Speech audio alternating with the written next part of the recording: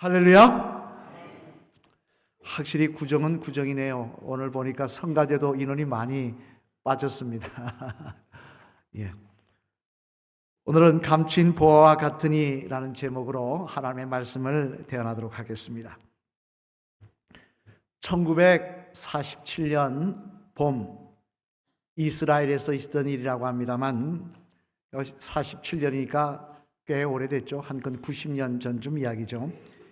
이스라엘에 가면 베드윈이라고 불리는 유목인민들이 있습니다. 이들은 원래 유대인들이 아니고 아랍 사람들입니다. 그래서 양과 산양들을 치면서 광야를 이리저리 이 텐트를 치고 돌아다니는 그런 유목민들이었다는 것입니다. 그런 유목민인 베드윈 중에서 무하마드 아즈 지브라고 하는 이름을 가진 15살 난 목동이 있었는데, 하루는 쿰란이란 지역의 항편 바위산 아래에서 양들을 치고 있다가 이제 다른 곳으로 옮겨가려고 양을 모아서 가려고 하는데 숫자를 세어보니까 한 마리가 없는 것입니다. 양 한 마리가 얼마나 귀한 재산입니까? 그래서 다른 양떼들은 모아놓고 그 한 마리를 찾아 주변을 헤매고 다녔다고 합니다만, 그러다가 우연히 바위산 중턱에 조그만한 동굴 입구를 하나를 발견하게 되었다는 것입니다. 한번 볼까요? 이게 바로 실제 그 동굴입니다. 그래, 이 안에 뭐가 있나 싶어가지고 돌멩이를 들어서 안으로 던져보았더니 무슨 소리가 나냐니까 도자기가 깨어지는, 쨍그랑하고 도자기가 깨어지는 소리가 나는 거예요. 아무것도 없는 줄 알았는데 도자기가 깨어지는 소리를 보고 혹시 보물이 있나 싶어가지고 힘들게 저 언덕을 올라가서 저 산 위로 올라가서 그 구멍 안으로 들어갔다는 것입니다. 가보았더니 보물은 하나도 없고 항아리들이 여러 개 놓여져 있는데요. 그 항아리들 속에 든 것은 낡아 빠진 양피지로 만든 뭉치 두루마기가 한 11개가 있더라는 것입니다. 보물 있다고 왔는 줄 알았는데 보물이 없으니까 실망을 하고는 양피지 가죽을 이렇게 보다가 이거 잘라가지고 신발끈이라 만들까 싶어서 그 양피지 11개를 가지고 나왔다고 합니다만, 막상 집에 와서 끊어서 하려고 그러니까 이게 다 낡아가지고 신발끈 하기에도 마땅치 않은 게 끊어질 것 같은 게 갖고 있다가 그게 글자가 좀 적혀 있고 그러니까 이거 그냥 중고품 가게에 가서 이거 팔려고 그런다 그래가지고는 몇 푼 받고, 우리로 치면 한 몇천 원 받고 팔았겠죠. 그걸 팔고 말았다고 합니다만, 그런데 그 양피지 11덩어리가 뭔지 아십니까? 바로 세계의 발견이라고 하는 사해사본이라고 합니다. 사해사본, 성경 말씀을 기록한 가장 예수님 시대에 가까운 때에 적어진 말씀의 사본인데요. 가격이 얼마나, 금액을 말로 할 수 없습니다. 뭐 수천억 달러, 1조, 10조를 달라 해도 주는 것입니다. 지금은 가격을 주고 몇 조 주고 살 수 있는 물건이 아니라는 거예요. 그런데 그런 보물을 몇 푼에 팔았다고요? 몇 천 원에 팔았다는 겁니다. 남 좋은 일을 시켜주고 마는 거죠. 이런 일도 있었다고 합니다만, 오늘 본문에도 보면 이와 이처럼 보화를 발견한 말씀이, 비슷한 말씀이 기록되어 있는데요. 오늘 본문 44절 말씀 앞을 보시며 한번 같이 읽어보시겠습니다. 시작. 천국은 마치 밭에 감추인 보화와 같으니 사람이 이를 발견한 후 숨겨두고 기뻐하며 돌아가서 적의 소유를 다 팔아 그 밭을 사니라. 아멘. 무슨 말씀입니까?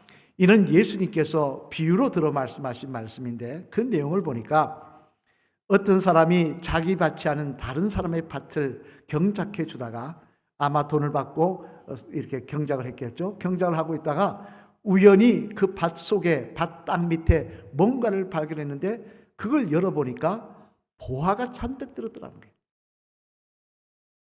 그런데 이 사람은 앞에 말한 그 양치기 목자 소년하고 다르게 이 보화의 가치를 알았다는 것입니다. 이 보화의 가치가 값이 없는 것이 아니라 정말 귀한 걸 알고는 어떻게 했느냐? 조용히 그 부화를 다시 묻어놓고는 집에 가서 자기 재산을 다 팔았다는 거예요. 다 팔아서 그 밭 주인에게 가서 그 밭을 사게 해달라 해가지고 그 밭을 샀다는 것입니다. 지금이야 이렇게 밭을 살면 밑에 있는 보아가 누구 거냐라고 법적 다툼이 있겠지만 그때만 해도 밭 주인 겁니다. 사면 내 건 거예요. 그러니 이 사람은 하루아침에 어떻게 됐습니까? 엄청난 보화를 갖게 된 것입니다. 결국 이는 정말 진정한 보화를 발견하면 그것을 소유하려고 몸부림치는 것이 복된 사람이다. 온 것을 다 팔아도, 모든 자기 것을 다 팔아도 그것을 갖는 것이 정말 복된 사람이다 라는 말씀을 하고 있는 것입니다만, 그렇다면 우리가 모든 것을 다 팔아서라도 소유해야 될 보화는 무엇일까요? 지금 이 밭에 묻힌 보화가 도대체 무엇이길래 온 소유를 다 팔아서 갖고 있는 것일까요? 사회 사본일까요? 금일까요? 은일까요? 다이아몬드일까요? 뭘까요? 아파트 문서일까요? 뭘까요? 오늘 본문에 보면 이 보화를 뭐라 천국이라고 이야기합니다. 다른 말로 말하면 천국의 주인이신 예수 그리스도시라고 말씀하고 있습니다. 자신의 모든 것을 포기해서라도 꼭 소유해야 될 보물이 뭐냐? 예수 그리스도라고 지금 말씀하고 있는 것입니다. 그러면 여러분, 왜 예수님이 우리 인생에 있어서 이처럼 소중한 분이신 것일까요?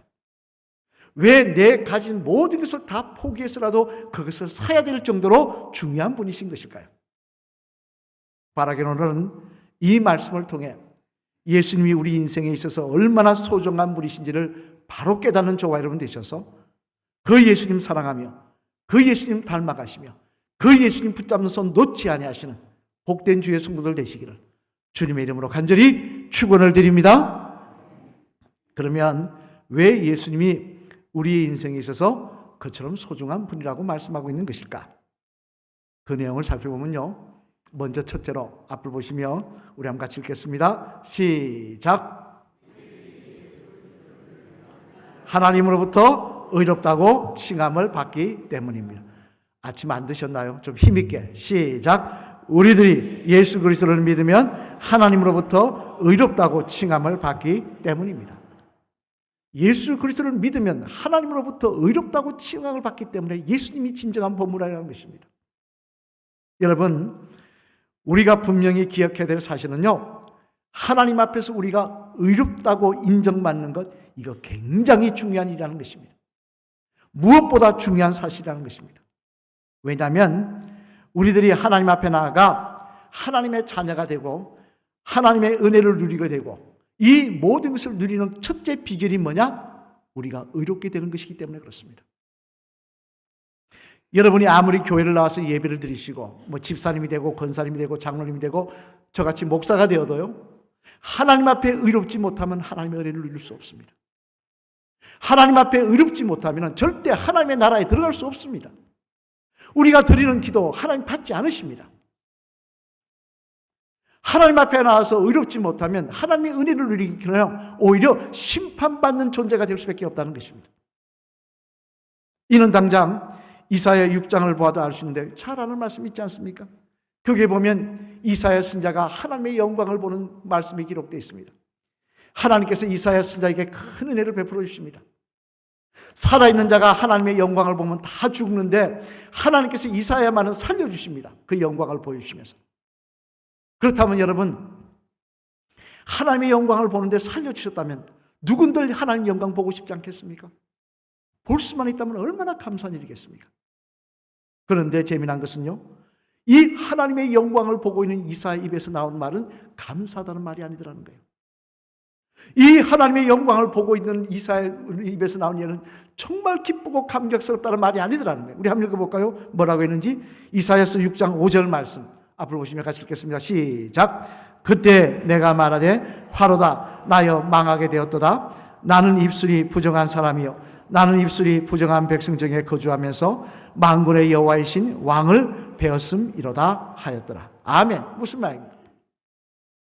하나님의 영광을 보니까 어떤 일이 나냐? 자기의 추함이 드러나기 시작하는 거예요. 자기의 지악이 드러나기 시작하는 거예요. 특별히 자기 말로 입으로 범을했던 범죄했던 그 죄들이 자기 말로 했던 그 범죄들이 다 드러나기 시작하는 것입니다. 그러니 여러분, 그 자리가 기쁨의 자리겠습니까? 두렵고 떨리는 자리겠습니까? 두렵고 떨리는 자리더라는 거예요. 망하게 되었도다. 내 죄 때문에 내가 망하게 되었도다. 내가 하나님 앞에 심판받을 존재가 되었구나라고 한탄할 수밖에 없는 자리가 되더라는 거예요. 만약 우리의 모습이 이렇다면 우리가 어떻게 하나님 앞에 영광 앞에 하나님 앞에 나가서 하나님 저에게 은혜 베풀어 주세요. 저에게 구원 베풀어 주세요. 저에게 하나님 역사하시고 축복해 주세요. 어떻게 이렇게 말할 수가 있겠습니까? 오늘 당장 때리시면 어떡하나, 내일 때리시면 어떡하나 두려워 떨 수밖에 없는 것입니다.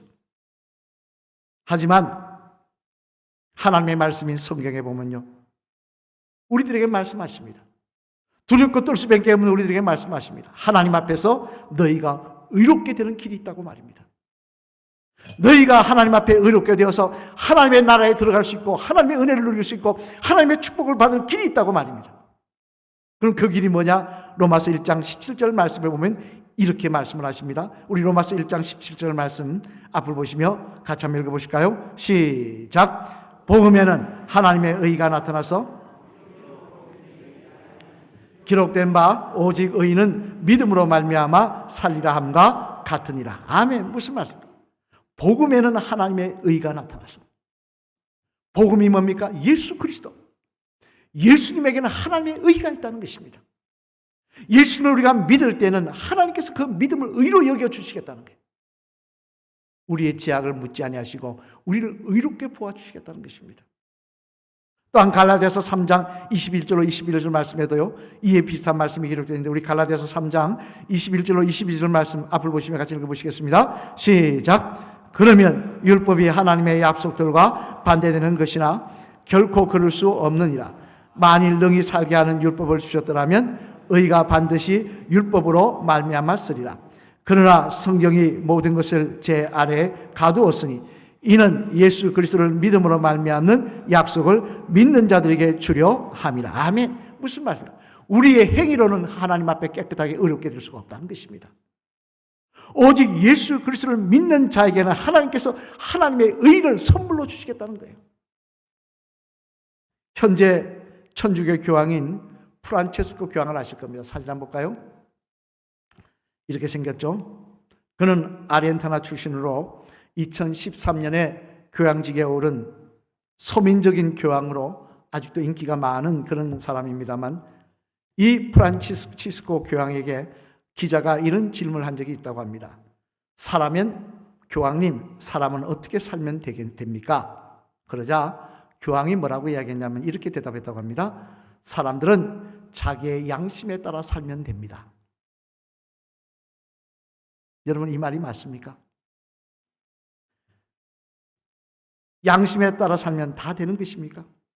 양심에 따라 살면 하나님 앞에 두려움 없이 설 수가 있는 것입니까? 사실 말이 쉬워 양심에 따라 사는 것이지 현실적으로 양심에 따라 사는 게 얼마나 어렵고 힘든 일입니까? 만약 저와 여러분이 양심에 따라 산다면요, 거짓말 하지 말아야 됩니다. 저와 여러분들이 양심에 따라 산다면요, 불의한 것, 내 양심에 끓이끼는 거 하지 말아야 됩니다. 과연 그렇게 사십니까? 아니지 않습니까? 또 프란체스코 교황은 다른 종교 지도자들과의 대화의 자리에서 이런 이야기도 했습니다. 다른 종교를 믿어도 됩니다. 불교를 믿어도 됩니다. 천주교 믿어도 됩니다. 이슬람 믿어도 됩니다. 양심껏만 살면 됩니다. 그랬다는 거예요. 맞는 이야기입니까?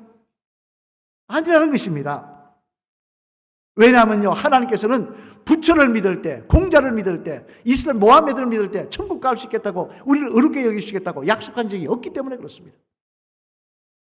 오히려 이들을 믿고 따르면 하나님 앞에 의롭게 되는 것이 아니라 하나님이 가장 싫어하시는 우상 숭배를 하는 꼴이 된다는 것입니다. 우린 분명히 알아야 됩니다.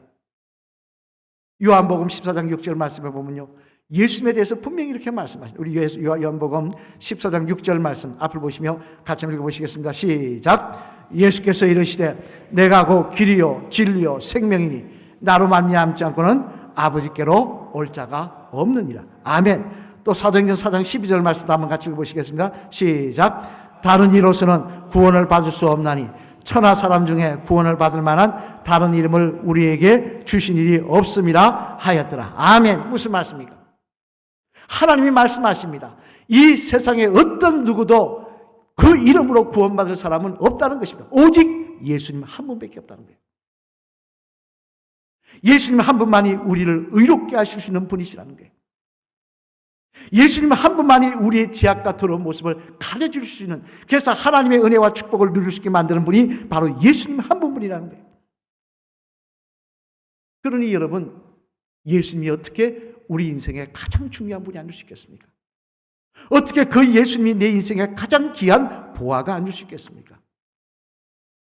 우리가 예수님을 내 구주로 믿고 의지하며 그분이 나의 가장 중요한 보물이라고 고백하며 따라갈 때, 저와 여러분들은 그 예수님 때문에 더럽고 추한 모습이 가려지는 역사가 일어나게 될 줄로 믿습니다. 그리고 예수님 때문에 하나님 나라에 초대받는 역사도 임하게 될 줄로 믿습니다. 바라기는 저와 여러분을 하나님 앞에 의롭게 만드시는 예수님, 허물 많고 부족하고 죄악 많은 인생, 돌아보면 후회밖에 없는 인생인데 그 인생을 하나님께서 하나님 앞에 의롭게 설 수 있도록 만들어주시는 그 예수님, 그 예수님이 바로 나의 진정한 보화임을 기억하며 그 예수님 소유하기를, 그 예수님 내 품에 모시기를 가장 기뻐하시는 저와 여러분 되시기를 주님의 이름으로 간절히 축원을 드립니다. 둘째로, 또 왜 예수님이 가장 귀한 보화라고, 그 보화를 찾아야 된다고 말씀하고 있느냐, 같이 읽어보시겠습니다. 시작. 우리들이 예수 그리스도를 믿으면 부활의 아침에 참여할 수 있기 때문입니다. 예수를 믿으면 또 어떤 일이 일어난다고요? 부활의 아침에 참여할 수 있다는 것입니다.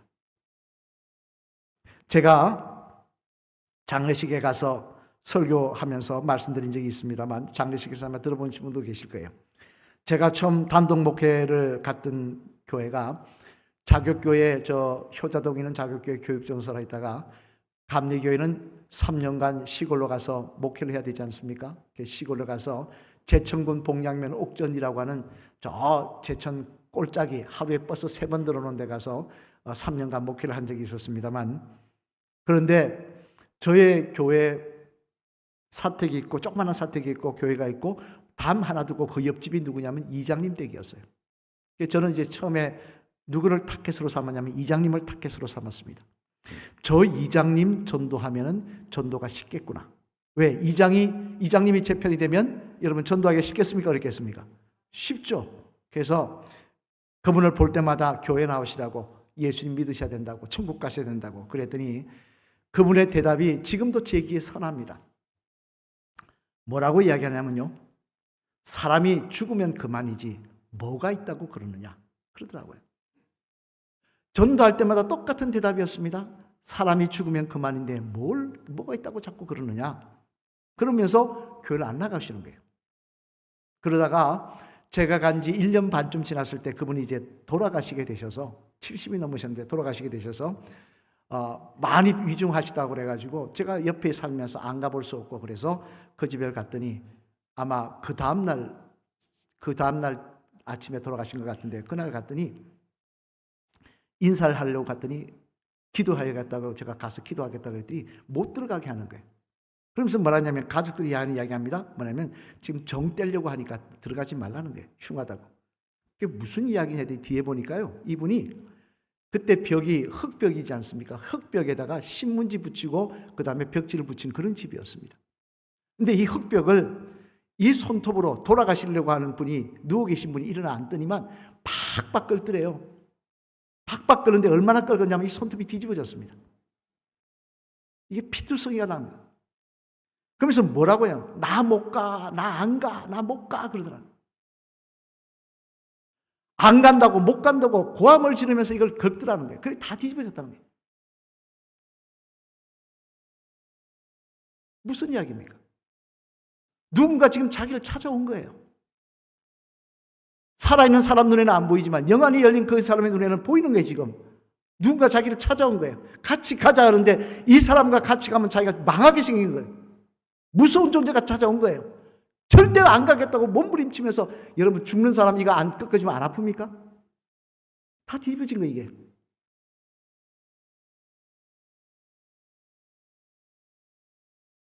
저때 그는 분명히 알았습니다. 그분은 맨날 하니까 제가 뭐냐면, 제가 그러니까 그때가 30, 30살이었고 그분은 70이 넘으셨습니다. 죽으면 그만인데 뭐가 또 있다고 그러냐 그런 분이셨는데 저는 그 모습을 보고 깨달았어요. 죽으면 그만이 아니다. 절대 죽으면 끝이 아니다. 여러분, 우리는 반드시 알아야 됩니다. 우리가 죽는다고 다 끝나는 것이 아니라는 사실을 말입니다. 그리고 또 영혼의 모습으로 천국 가서 또 지옥 가서 영원히 사는 것도 아니라는 것입니다. 왜냐하면 성경의 말씀에 보면요, 주님께서 재림하실 때 부활에 대해서 이야기하고 계시기 때문에 그렇습니다. 지옥 간 사람이야 영원히 지옥에 있겠지만 천국 가 있는 영혼들에게 부활의 아침을 말씀하고 있더라는 거예요. 당장 고린도전서 15장 42절로 44절의 말씀에 보면요, 부활에 대해서 이렇게 말씀하십니다. 우리 고린도전서 15장 42절로 44절 말씀 앞으로 보시며 같이 읽어보시겠습니다. 시작. 죽은 자의 부활도 그와 같으니 썩을 것으로 신고 썩지 아니할 것으로 다시 살아나며 욕된 것으로 신고 영광스러운 것으로 다시 살아나며 약한 것으로 신고 강한 것으로 다시 살아나며 육의 몸으로 신고 신령한 몸으로 다시 살아나니 육의 몸이 있은즉 또 영의 몸도 있느니라. 아멘. 무슨 말씀입니까? 우리가 죽은 다음에 영혼이 우리 몸을 떠나게 되고 내 육신은 썩어서 땅으로 흙으로 돌아갈 것이지만 내 영은 하나님 나라 갈 것인데 그러나 그게 마지막이 아니라는 거예요. 이 영이 신령한 썩지 않을 몸을 부활의 몸을 입을 날이 있다는 거예요.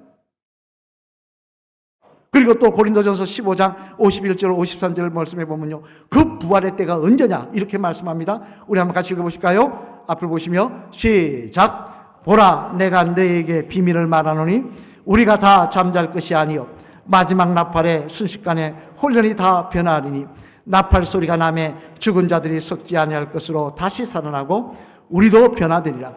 이 썩을 것이 반드시 썩지 아니할 것을 입겠고 이 죽을 것이 죽지 아니함을 입으리로다. 아멘. 무슨 이야기입니까? 신령한 몸을 입을 날이 있을 텐데 그때가 언제냐? 주님이 재림하실 때라는 거예요. 심판주로 이 땅에 재림하실 때 우리는 반드시 신령한 몸을, 썩지 않을 몸을 입게 될 날이 있다는 거예요. 그리고 빌립보서 3장 21절 말씀에 보면요, 그 부활 때의 모습까지도 자세히 이야기하고 있습니다. 우리 한번 읽어보실까요? 빌립보서 3장 21절 말씀 앞으로 보시면 같이 읽겠습니다. 시작. 그는 만물을 자기에게 복종하게 하실 수 있는 자의 역사로 우리의 낮은 몸을 자기 영광의 몸의 형체와 같이 변하게 하시리라. 아멘. 무슨 말씀입니까? 그때 부활할 때 그 우리의 모습이 어떤 모습이냐? 천사도 흠말 정도로 아름다운 모습. 예수님의 그 빛나는 영광의 모습과 같이 우리도 아름답게 변화시켜 주시겠다는 것입니다. 여러분, 성경에 보면요, 이처럼 부활에가 있다는 사실, 부활의 때가 언제라는 사실, 부활 때 어떤 모습을 입겠다는 사실, 그 사실을 자세하게 설명하고 있습니다. 그렇다면 이것이 어떻게 헛된 약속이 될 수 있겠습니까? 저는 믿습니다. 하나님의 다른 말씀이 그대로 이루어졌던 것처럼 우리의 부활의 아침도 그대로 이루어질 줄로 믿습니다. 그러면 이 부활의 아침에 어떻게 참여할 수 있느냐? 내가 참여하는 게 중요하지 않습니까? 아무리 부활의 아침이 있어도 내가 참여하지 못한다면 그게 무슨 의미가 있겠습니까? 이에 대해서 빌립보서 3장 10절로 11절 말씀에 이렇게 말씀하십니다. 우리 같이 읽어보실까요? 빌립보서 3장 10절 11절 시작. 내가 그리스도와 그 부활의 권능과 그 고난의 참여함을 알고자 하여 그의 죽으심을 본받아 어떻게 했든지 죽은 자 가운데서 부활에 이르려 하노니. 아멘. 사도 바울의 고백입니다. 그건 뭐라고 이야기합니까? 어떻게 했든지 내가 예수님 때문에 부활에 이르게 하려고 한다. 다시 말해 예수님에게는 우리를 부활의 영광으로 인도하시는 능력이 있다는 것입니다. 예수님에게는 우리로 하여금 부활의 아침으로 인도하시는 권능이 있으시다는 거예요. 그렇더니 여러분, 어떻게 이 세상에 예수님이 가장 귀한 보화가 아닐 수 있겠습니까? 어떤 분은 이야기합니다. 부와 이야기하니까 내가 가진 재산, 그 영혼이 내 겁니까? 내 건강 이야기하면 내 건강 영혼이 내 겁니까? 여러분, 세월 지나니까요, 저도 눈 좋았습니다. 농담으로 하겠습니다. 저는 눈 하나는 좋다 그랬습니다. 다른 것보다 눈 하나는 좋다. 2.0이었거든요. 근데요, 어느 날부터 글자가 안 보여요. 작은 글자가. 어리어리합니다. 60 넘으니까 더더욱 그래요. 인생 금방입니다. 내 거 아니에요. 내 거라고 착각하지 마세요. 이게 진짜 복이라고 착각하지 마세요. 진짜 복은 우리를 하나님 앞에 의롭게 하는 예수님, 우리에게 부활의 권능으로 우리를 부활의 아침에 참여하게 하시는 그 예수님, 그 예수님이 진짜 우리의 축복이요 가장 귀한 보화인 줄로 믿습니다. 사랑하는 성도 여러분, 한때 예수님이 정말 싫어서 누구보다도 예수 옛자만 이야기하는 사람을 다 잡아 죽이려고 했던 바울이라는 사람이 있습니다. 그런 그가 예수님을 만나고 나서 예수님이 어떤 분인지 알고 나서 그는 이렇게 고백합니다. 우리 빌립보서 3장 8절 말씀 한번 같이 읽어보실까요? 같이 읽겠습니다. 시작. 또한 모든 것을 해로 여김은 내 주 그리스도 예수를 아는 지식이 가장 고상하기 때문이야. 내가 그를 위하여 모든 것을 잃어버리고 배설물로 여김은 그리스도로 얻고. 아멘. 그런 고백합니다. 내 그리스도를 아는 지식이, 그 믿음이 가장 귀한 것이기 때문이라. 그래서 나는 다른 것은 다 똥처럼 여긴다고 이야기하고 있습니다. 여러분, 여러분에게 묻겠습니다. 여러분의 가장 귀한 것은 무엇입니까? 여러분의 재산입니까? 건강입니까? 아니면 자녀입니까? 그거 다 내 게 아닙니다. 내 게 아니에요. 내 거라고 착각하지 마세요. 다 지나가는 것입니다. 다 놓고 가야 될 것입니다. 우리에게 영원한 보물은, 내 모든 것을 다 포기해서라도 사야 될 보물은 우리를 하나님 앞에 의롭게 만들어주시는 예수님, 그래서 하나님 나라에 들어갈 수 있도록 인도하시는 예수님, 그리고 더 나아가 재림의 시간에 부활의 선물을, 부활의 영광을 허락하실 그 예수님, 그 예수님이 진짜 우리의 보물인 줄로 믿으시길 바랍니다. 우리 마지막 따라 하시겠습니다. 집사님, 하나님 앞에 의롭게 되는 것도, 부활의 권능을 누리는 것도 예수님 때문입니다. 믿으십니까? 예수님을 정말 사랑하시며 예수님을 가장 귀한 보화로 소유하시는 집사님 되시길 바랍니다. 할렐루야. 아멘. 구정이 되니까 세월이 참 금방 간다는 생각을 합니다. 2024년 엊그제 시작한 것 같은데 또 새해가 구정이 다가왔습니다. 이제 지나면 2월달이 금방 지나갈 것입니다. 세월이 그렇게 갈 것입니다. 그러나 우리 인생은 절대 헛되지 않습니다. 가장 귀한 보화를 가지고 있기 때문입니다. 가장 귀한 보석을 우리가 가지고 있기 때문에 그렇습니다. 요한복음 14장 6절 말씀 우리 다시 한번 읽어볼까요? 같이 읽겠습니다. 시작. 예수께서 이르시되 내가 곧 길이요 진리요 생명이니 나로 말미암지 않고는 아버지께로 올 자가 없느니라. 아멘. 내가 곧 길이요 진리요 생명이니, 이 예수님 더 사랑하시며 더 주님 섬기시며 그 주님 손 붙잡고 인생길 걸어가시는 나의 가장 귀한 보물이라고 고백하시는 저와 여러분 되시기를 주님의 이름으로 간절히 축원을 드립니다.